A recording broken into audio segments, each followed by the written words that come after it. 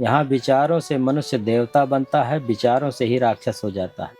किसी को धोखा दे दिया, झूठ बोल दिया, किसी प्रकार की गलती हो गई तो वो माफ हो सकती है, पर जो आपने जीवों को खाया है वो माफ नहीं हो सकता। अपनी जीविका के साधन के लिए जो हम रोज परिश्रम करके धन अर्जित करते हैं उसको कहते हैं क्रियामान। मानहि नहीं मातु पिता गुरु देवा, साधुन संग करवावहि सेवा। कि जो अपने माता पिता को नहीं मानेंगे, उनकी सेवा नहीं करेंगे, साधु संतों को, देवताओं को, गुरुओं को नहीं मानेंगे जी, वो राक्षस के समान ही है। और प्रारब्ध उसको कहते हैं कि जितना जो कुछ हमने संचित किया है उसको नहीं भोग पाए, और शरीर की जीवन लीला समाप्त हो गई जी। तो वो हमारा किया हुआ कर्म नष्ट नहीं होगा, हमारा अर्जित किया हुआ धन भी नष्ट नहीं होगा, वो हमें अगले जन्म में मिलेगा। जो ये शरीर से पाप कर्म होगा, पुण्य कर्म होगा, उसको भोगना पड़ेगा, तो उसके लिए आपको दोबारा जन्म लेना पड़ेगा। और दोबारा यदि आपका जन्म हुआ तो फिर कितनी खेती करोगे पाप पुण्य की। राम जी जब यहाँ आए तो रोने लगे थे उन ऋषियों की हड्डियों के पहाड़ को देख करके। फिर वहीं पर भगवान राम ने प्रण किया था कि मैं धरती से निशाचरों का नाश कर दूंगा। हित अनहित पशु पक्षी जाना, अब मानुष तन गुण ज्ञान निधाना। कि अपना हित अनहित तो पशु पक्षी ही जानते हैं। काल पुरुष की एक एक आत्मा पर नजर रहती है। यमराज अपने लोक को संभाल रहे हैं बस, और कुछ नहीं, जीवों को ले जाने का।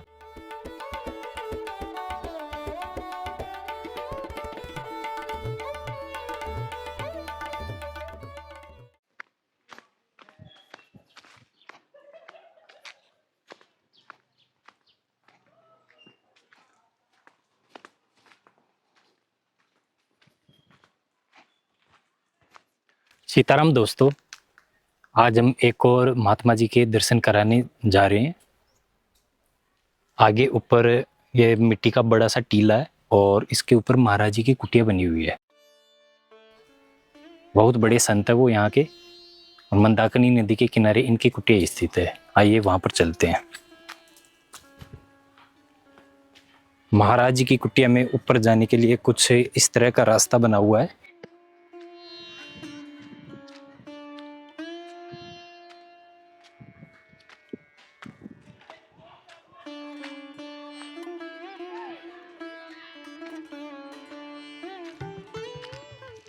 ये महाराज जी की कुटिया है,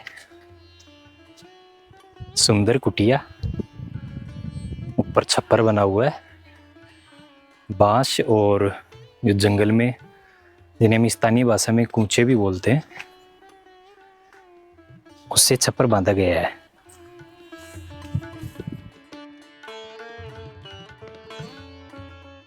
सीताराम महाराज जी। जय श्री राम। महाराज जी, ये सब कुशल मंगल? सब बढ़िया। आपकी कुटिया में आते ही महाराज जी बहुत सुकून का अनुभव हुआ। छोटी सी कुटिया है लेकिन यहाँ पर जो शांति है उसकी बात ही कुछ निराली है महाराज जी। ये तप लोक है ना, अच्छा, चित्रकूट का ये तप लोक है। इसका प्रभाव ये सब कुछ? हाँ, प्राचीन काल से ऋषि मुनियों की तपोभूमि रही जी। यहाँ पे। जो है अत्रि ऋषि जो यहाँ के सिरमौर थे। अत्रि ऋषि जी, अत्रि माता अनसुईया आपने सुना होगा। सप्त ऋषि थे वो। हाँ, तो जी। वो उनकी जो है तपोभूमि यही है। जी। आगे अनसुईया आश्रम है, यहाँ से 8 किलोमीटर है। 8 किलोमीटर। जी। तो उन्होंने यहाँ पे जो है, क्योंकि यहाँ पे झरने बहुत हैं जी। और पानी के स्रोत बहुत हैं, अच्छे अच्छे स्थान हैं जहाँ की ऋषि मुनि रह के अपना तपस्या कर सकते हैं। जी महाराज। तो अत्रि ऋषि ने यहाँ जो है 52,000 ऋषियों को बुलाया था बाहर से। 52,000 ऋषियों को? हाँ जी। कि यहाँ पे आप अच्छे अच्छे स्थान देख करके अपनी कुटी बनाइए और तपस्या कीजिए। ये स्थान तपस्या के लिए बहुत अच्छे हैं। अच्छा। तो यहाँ के जो राक्षस थे उस टाइम पे, वो जो है उन ऋषियों को खा गए, भक्षण कर जाते थे वो। और खाने के बाद में उनकी हड्डियों का जो है ढेर लगा दिया था, पहाड़ लगा। हाँ हाँ हाँ जी महाराज। तो तभी तो राम जी जब यहाँ आए तो रोने लगे थे उन ऋषियों की हड्डियों के पहाड़ को देख करके। अच्छा महाराज जी, राम जी उस समय आए थे, ऋषियों की हड्डियों का पहाड़ लगा, तो वो यही स्थान है? यहाँ से दूर है, दूर है, और आगे जब आप इधर जाएंगे तो वो मिलता है अस्थि समूह थोड़ा पहाड़। दक्षिण में जाएंगे तो। हम्म, जी। अस्थि समूह पहाड़ है वो, सरभंग ऋषि से आगे मिलेगा आपको। उसे अभी भी अस्थि समूह पहाड़ के नाम से जाना जाता हाँ, है? ओहो। तो फिर वहीं पर भगवान राम ने एक प्रण किया था कि मैं धरती से निशाचरों का नाश कर दूंगा। संकल्प किया उन्होंने। हाँ, तो उस टाइम पे तो नाश कर दिया, जी। पर इस सृष्टि से राक्षसों का नाश कहाँ हो सकता है। हाँ महाराज जी। उस टाइम के जो राक्षस थे वो अलग थे, इस टाइम के जो राक्षस हैं वो अलग हैं। बिल्कुल सही बात है। उनके विषय में गोस्वामी जी ने भी लिखा है, तुलसीदास जी ने, मानहि नहीं मातु पिता गुरुदेवा, साधुन संग करवावहि सेवा, जिनके यह आचरण भवानी, तिन समझो निश्चर सम प्राणी। वाह वाह। कि जो अपने माता पिता को नहीं मानेंगे, उनकी सेवा नहीं करेंगे, साधु संतों को, देवताओं को, गुरुओं को नहीं मानेंगे, जी। वो राक्षस के समान ही है। और आजकल तो खान पान भी बहुत बुरा है, खान पान भी खराब हो गया। मांस मदिरा करने वाला ही तो राक्षस होता है। बिल्कुल। यहाँ विचारों से मनुष्य देवता बनता है, विचारों से ही राक्षस हो जाता है। आपके अंदर अच्छे विचार हैं तो आप देवता कहलाएंगे, जी। और बुरे विचार हो गए तो आप राक्षस कहलाएंगे। बिल्कुल सही बात। तो इसलिए ये चित्रकूट धाम जो है तपलोक है, यहाँ पे सहज विराग होता है। लेकिन महाराज जी, ऐसे सभ्य समाज में रहकर भी मनुष्य लोग मांस भक्षण कैसे कर जाते हैं, हम तो ये सोचते हैं। क्योंकि वो जिनका मांस भक्षण करते हैं वो भी तो जीव ही थे। फिर मनुष्य होकर उनमें इतनी भी मतलब बुद्धि नहीं हो पाती उस समय कि जीव के स्वाद के लिए वो दूसरे जीव का मांस खा जाते हैं। जीव जीव हार, जीव ही जीव का हार कर रहा है। जी। तो भ्रम है,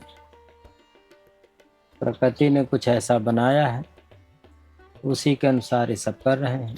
लेकिन महाराज। पर मनुष्य को जो है ज्ञान है, जी। इसको नहीं करना चाहिए। हाँ, ये बात। पता है, हित अनहित पशु पक्षी जाना, अब मानुष तन गुण ज्ञान निधाना। कि अपना हित अनहित तो पशु पक्षी ही जानते हैं। आप कोई पशु होगा ऐसे बोलेंगे नहीं मानेगा, यदि डंडा फंडा कुछ उठाएंगे पत्थर उत्थर तो वो भी भगेगा। भगेगा। तो अपना हित अनहित वो भी जानता है। अब मनुष्य तो गुण और ज्ञान का भंडार है, फिर भी वो गलत काम कर रहा है। गलत काम कर। जीव मारे मांस भक्षे, इनके यह हवाल रे, जम द्वार वे मार खाएं, जैसे लोहा गढ़त लुहार रे। वाह महाराज। और चूक सब माफ हुई हैं, कठिन जीव का दोष रे, तनक जिभ्या स्वादि कारण, बिगड़त है परलोक रे। कहनी हमारी झूठ मानो, समझ गीता ले उरे, श्री कृष्ण जाकी साखी बोले, हमें दोष मत दे उरे। महाराज जी, आपके इस छोटे से श्लोक में कितना अच्छा भावार्थ छुपा है। बहुत सुंदर भावार्थ है महाराज जी। आप जब मांस मदिरा करेंगे तो आप में सहज में आपके लोक परलोक सारे नष्ट हो जाएंगे, आपके सारे पुण्य कर्म नष्ट हो जाएंगे। मांस भक्षण करने से। हाँ, मांस मदिरा करने से आपके सारे पुण्य कर्मों का नाश हो जाएगा, और लोक परलोक भी आपके नष्ट हो जाएंगे। जैसे आपने यहाँ सत्कर्म किया, दान पुण्य किया, जी। उसके बाद आपको जो है पुण्य प्राप्त हुआ, तो किसी लोक के आप अधिकारी बने, कि शरीर छूटेगा तो आप उस लोक में चले जाएंगे। जी। तो अब जब आप यहाँ पाप कर्म कर रहे हैं तो आपके पुण्य कर्म नष्ट हो रहे हैं, तो फिर वो सारे लोक परलोक नष्ट हो जाएंगे। जी। और जो आपसे गलतियां हुई, किसी को धोखा दे दिया, झूठ बोल दिया, किसी प्रकार की गलती हो गई, तो वो माफ हो सकती है। पर जो आपने जीवों को खाया है वो माफ नहीं हो सकता। वो माफ नहीं हो सकता। जो आपने दूसरों को कष्ट दिया है, जान किसी की हत्या किया है, वो माफ नहीं होगा। जी। वो आपको भोगना पड़ेगा। वो प्रारब्ध में झुक जाएगा वो चीज। प्रारब्ध में तो जुटा पहले। प्रारब्ध क्या है पहले ये समझ लीजिए। जी महाराज। जीव का 4 प्रकार का कर्म होता है। कितने प्रकार का? 4 प्रकार। पहला कर्म है क्रियमाण, दूसरा कर्म है संचित, तीसरा कर्म है आगामी और चौथा कर्म है प्रारब्ध। अब चारों को समझाता हूँ। क्रियमाण उसको कहते हैं जैसे हम रोज धन कमाते हैं, परिश्रम करते हैं, व्यवसाय करते हैं, जी। तो अपनी जीविका के साधन के लिए जो हम रोज परिश्रम करके धन अर्जित करते हैं उसको कहते हैं क्रियमाण। क्रियमाण। फिर जो हमसे खर्च हुआ, उपयोग किए, जो बच गया उसको रख देते हैं कि फिर काम आएगा। तो जो हमने रखा हुआ है बचा करके उसे संचित कहते हैं, संचित किया है जी। तो वो हमारा संचित कर्म है। तो अब संचित हमारा धन ही नहीं होता है, हमारे पाप पुण्य जितने प्रकार के हमने कपट झूठ व्यवहार में जो समय बिताया है वो सारा हमारा संचित होगा, संचित कर्म में आएगा वो। हाँ, जो उसी के जो जितना जो कुछ किया उसका तो थोड़ा सा अभी हम भोग लेंगे, फिर अब आगे के लिए भी बचेगा वो। अच्छा। तो इसलिए वो संचित होता है। आगामी उसको कहते हैं कि अभी उस कर्म को हमने किया नहीं है, योजना बनाई है। अच्छा, भविष्य में जब वो हम करेंगे। योजनाबद्ध हो जाते हैं, जैसे हम ये काम करेंगे तो पहले योजना ही तो बनाते हैं, जी। योजना बना करके फिर आगे हम कर्म करते हैं। तो अभी हमने योजना बनाई है उसको कहते हैं आगामी। आगे के लिए हमने योजना बनाई उसे आगामी कर्म कहते हैं, जी। क्योंकि योजना बना करके ही हम काम करते हैं। और प्रारब्ध उसको कहते हैं कि जितना जो कुछ हमने संचित किया है उसको नहीं भोग पाए और शरीर की जीवन लीला समाप्त हो गई, समाप्त हो गई जीवन। तो वो हमारा किया हुआ कर्म नष्ट नहीं होगा, हमारा अर्जित किया हुआ धन भी नष्ट नहीं होगा, वो हमें अगले जन्म में मिलेगा। जो पूर्व जन्म का हमको मिलता है वो प्रारब्ध कहलाता है। अच्छा महाराज जी, जो संचित कर्म में जो कर्म जुड़े थे, हाँ, जैसे वही मरने के बाद अगले जन्म में फिर वही आएंगे लौट के, तो वो प्रारब्ध प्रारब्ध में आएगा। उसे कहते हैं प्रारब्ध। पूर्व जन्म का जो कर्म होता है उसको प्रारब्ध कहते हैं। ऐसे 4 प्रकार के कर्म को जीव भोगता रहता है, उनसे कभी छूटता ही नहीं। तो महाराज जी, जैसे प्रारब्ध कर्म में पिछले कितने जन्मों का हिसाब किताब सब रहता है? पूरा, क्योंकि आप भोग खाता खुला हुआ है ना, अच्छा, तो उसको भोग नहीं पाए हैं। मतलब महाराज जी, मनुष्य जैसा कर्म करेगा अच्छा या बुरा, उसको तो फल मिलना ही मिलना है, वो कहाँ जाएगा, चाहे किसी भी जन्म में आगे जाके मिले। कहीं भी कोई भी कर्म कभी नष्ट नहीं होता, वो तो आपको मिलेगा ही मिलेगा। जैसे महाराज जी, किसी से गलत कर्म हो गया और वो उसका प्रायश्चित करना चाहे, प्रायश्चित के तौर पर वो जैसे तप करे, भक्ति करे, तो उसका प्रभाव कम हो सकता है। अरे भक्ति करेगा, तप करेगा तो उसका फल उसको अलग मिलेगा। अच्छा। आपने सुना होगा बड़े बड़े ऋषि मुनि थे, उनको भी भोगना पड़ा। जी। क्यों? उनका प्रारब्ध था। जैसे मंडूक ऋषि थे। कोई भी ऋषि हो, यहाँ जो पातक काया से होई, बिन भोगे छूटे नहीं कोई। जो ये शरीर से पाप कर्म होगा, पुण्य कर्म होगा, उसको भोगना पड़ेगा। भोगना ही पड़ेगा। अब वो भोगना क्यों नहीं पड़ेगा? क्योंकि वो एक अलग चीज होती है कि गुरु मिल गए, सदगुरु मिल गए, उनकी कृपा से उन्होंने ऐसी चीज बताई, ऐसा भजन, ऐसा सुमिरन, ऐसा उसका कनेक्शन किया जी। जिससे उसके पाप और पुण्य, जन्म जन्म के सारे कर्म उसके नष्ट हो गए। अच्छा। सब भस्म हो गए। क्योंकि यदि आपके कर्म नष्ट नहीं होंगे, खत्म नहीं किए जाएंगे, तब तो ऐसे भोगते कभी मुक्ति हो सकता है संसार में? नहीं हो सकता। क्योंकि आपके कर्म बचे हैं तो भोगना पड़ेगा। अच्छा, कर्म। अच्छा चलिए, आपको ऐसी चीज बता दी गई जिससे आपके सारे कर्म नष्ट हो रहे हैं, कई जन्म जन्मांतरों के सभी नष्ट हो रहे हैं। जी। तो अब उसको करते करते आपका एक कर्म बच गया, पुण्य कर्म हो या पाप कर्म हो, उसके लिए दोबारा जन्म लेना तो ही उसके लिए आपको दोबारा जन्म लेना पड़ेगा। और दोबारा यदि आपका जन्म हुआ तो फिर कितनी खेती करोगे पाप पुण्य की, हाँ, सही बात है ना। तो इसीलिए साधक को सद्गुरु की शरण में रह के तपस्या करके अपने सभी कर्मों को भस्म कर देना चाहिए और आत्मा की अनुभूति करके संसार से मुक्त हो जाना चाहिए। तो महाराज जी तप साधना भक्ति करके प्रारब्ध कर्म जो है वो सभी कर्म नष्ट हो सकते हैं उससे? सब हो सकते हैं। अच्छा, उसके लिए अच्छे गुरु की शरण में जाके और फिर तप ध्यान टाइम भी करना होना चाहिए ना, क्योंकि ऐसा नहीं है आप, क्योंकि इतना हिसाब किताब है, उसके लिए आपके पास समय होना चाहिए। जी। एक दिन में तो नहीं होंगे ना, कई दशक लग जाएंगे। तपस्या कर कर के इसी जीवन में सब पूरा हो जाएगा, पर जब आप करेंगे तब, और उसमें बाधाएं कितनी आएंगी।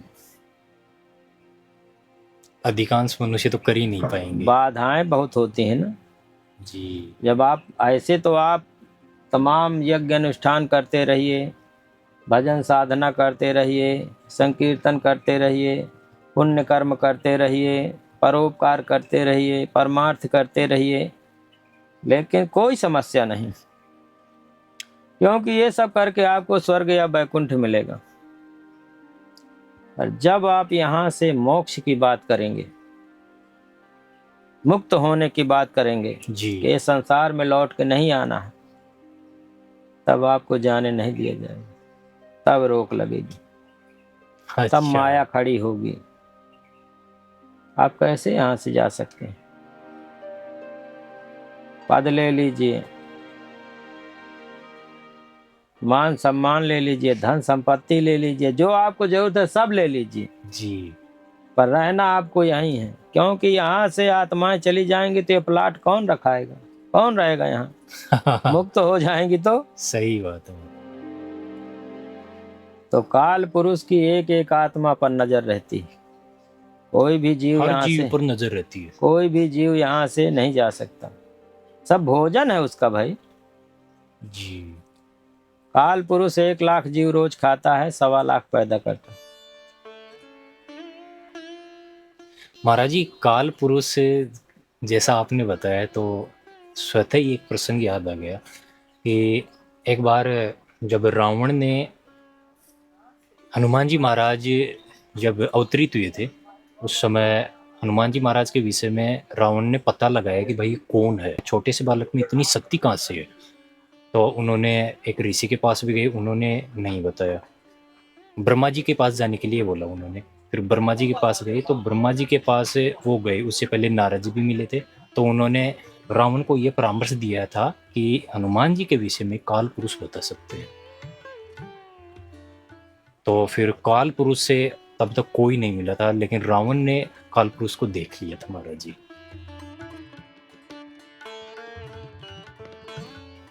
गलत बात। काल पुरुष को देखने का, मिलने का मतलब होता है मौत। वेदों में निराकार ब्रह्म है, यमराज जी कुछ नहीं करते हैं, वो धर्म का राज है। काल पुरुष अलग है। हाँ, वो तो अपना काम कर रहे हैं, यमराज अपने लोक को संभाल रहे हैं बस, और कुछ नहीं। जीवों को ले जाने का जो है, यातनाएं देने का, कैसे कर्म क्या क्या, सब हिसाब किताब थोड़ा बहुत रखते हैं बस। जी। काल पुरुष का मतलब है, काल पुरुष का दर्शन का मतलब है मौत। जब भी उससे मिलन होगा, मृत्यु होगी। अच्छा। भौतिक सुख को सुख मान रहा मनमोद, सब जग चबैना काल का, कुछ मुख में है कुछ गोद। तो कुछ तो मुख में बैठे हैं, मुख में खा लिया है, कुछ गोद में बैठे हैं, समझ गए? जी महाराज जी। तो इसलिए जो है, महाराज जी ऋग्वेद में ऋत की संज्ञा दी गई है, जिसमें ब्रह्म की अवधारणा की गई है।